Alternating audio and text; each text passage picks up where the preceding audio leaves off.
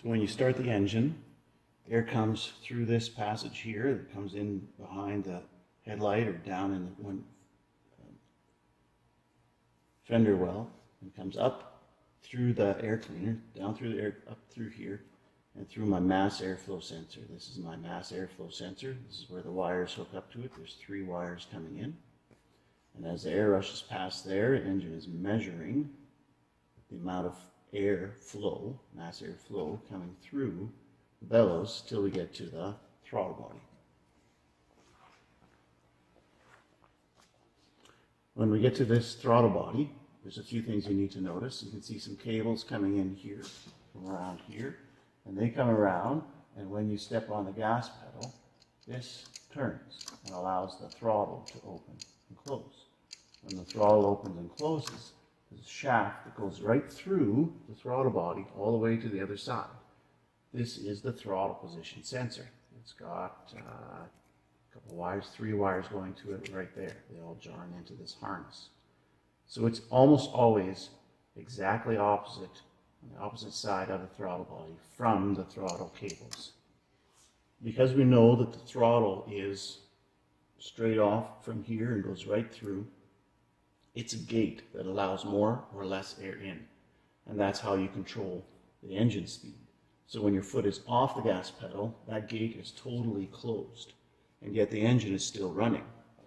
So the inlet, the IAC, or the idle air control, allows air passed from one side of the throttle to the other side of the throttle. And it's a motor that slides in and out and allows more or less air to go through.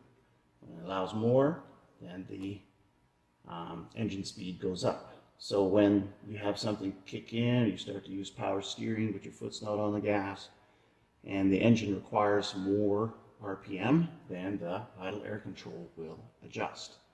If there is the air conditioning turns on, or the alternator needs more power, then the idle air control will adjust the amount of air flowing past the throttle body to change the engine RPM. So another sensor that we will use is called the manifold absolute pressure sensor. This manifold absolute pressure sensor always has a hose, and in this one it's right down here, and it just slides and attaches to the intake manifold. And it is a measurement of how much load is putting on. So if you're going up a hill, there's more load than if you're going down a hill.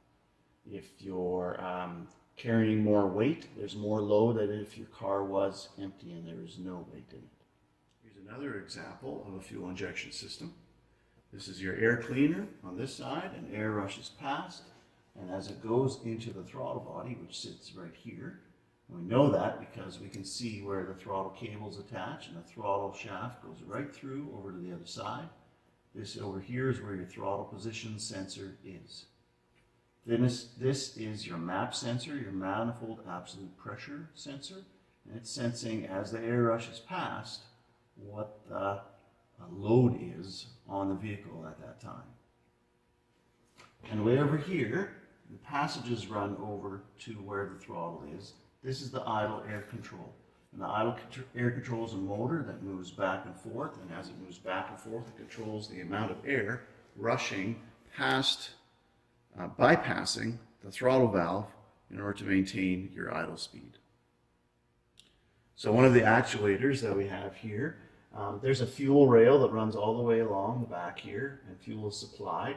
And then I have my fuel pressure regulator right here. It looks like a little hat. And then all the way down on the inside there are some fuel injectors. Let's have a closer look.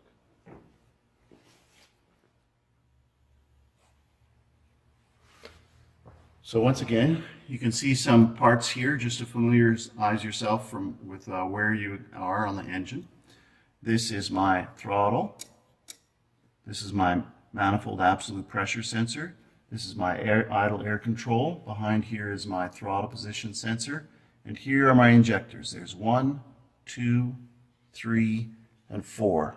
And they are all connected to this silver thing down here, which is the fuel rail. Over on this side is the hose that comes in to supply it. And this is my fuel pressure regulator. This fuel pressure regulator has a hose at the bottom that runs along back here that returns it back to the fuel tank. One of the major sensors that we need to use is the oxygen sensor. And in this case, the oxygen sensor is at the front of the engine, so it's a little easier to see. And so at the top here, you can see this is my valve cover. This is my exhaust manifold cover, and underneath is the exhaust manifold. And the exhaust runs down, and my oxygen sensor runs in here and sticks into the path of the air rushing through, sensing the amount of oxygen left over in the air that's been burnt already, and sending that message back to the computer to make a decision. Another sensor we have over here is usually and almost always by where the thermostat is before the coolant goes into the radiator, because that's the hottest point of the coolant before it goes into the radiator. And this is the engine coolant temperature sensor. Engine coolant temperature sensor. And that engine coolant temperature sensor tells the computer how warm the engine is, and that therefore we can adjust the fuel injectors.